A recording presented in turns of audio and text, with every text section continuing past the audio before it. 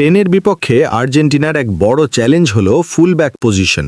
আক্রমণে রয়েছে Lionel Messi, Julian Alvarez, Lautaro মার্টিনেজের মতো তারকা। এরা সবাই মাঠে ঝড় তুলতে প্রস্তুত। মাঝ মাঠের শক্তি আলবিসেলেস্তিকে দেয় আত্মবিশ্বাস, তবে স্পেনের দুই উইং লামিন ইয়ামাল ও নিকো উইলিয়ামস পেস ও ড্রিবলিং দিয়ে আর্জেন্টিনার ফুলব্যাকদের জন্য সমস্যা তৈরি করতে পারে। সেই কারণে লিওনেল স্ক্যালোনির জন্য এখন সবচেয়ে বড় প্রশ্ন, লামিন ইয়ামালকে সামলাবেন কে? লেফট ব্যাকে নাম সামনে এসেছে নিকোলাস তাগলিয়াফিকোর।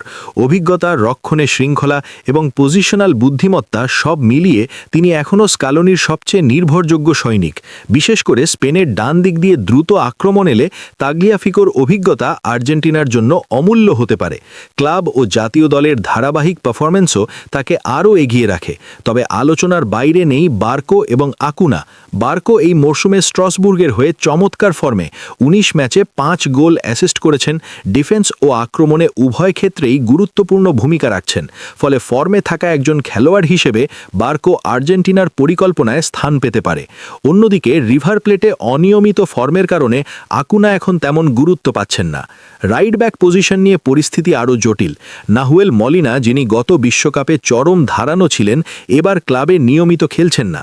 এই মরশুমে লিগে মাত্র ১৫ ম্যাচে ৭ বার শুরুয়াত করেছেন, ফলে ফর্মের ধারাবাহিকতা নেই।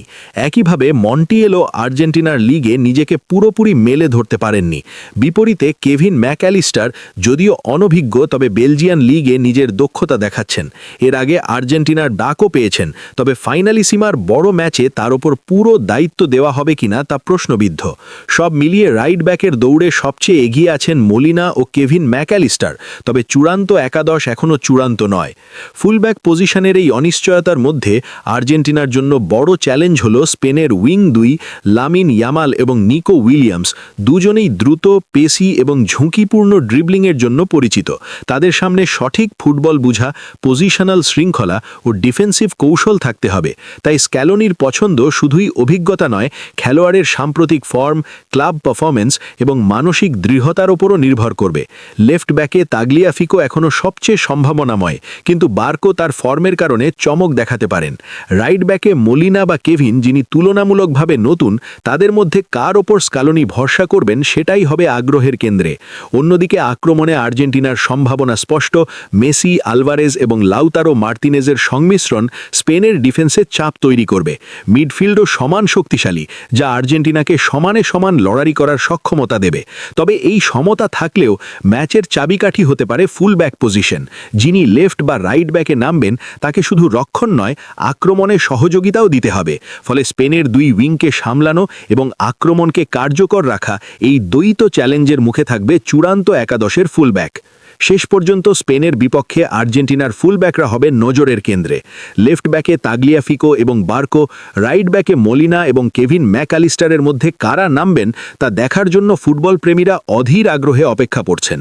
যদিও আক্রমণ এবং মিডফিল্ড শক্তিশালী, কিন্তু দুই ফুলব্যাকের উপর নির্ভর করবে আর্জেন্টিনার ম্যাচের সমন্বয় এবং স্পেনের পেসি উইংগুলোর বিরুদ্ধে রক্ষণের সক্ষমতা।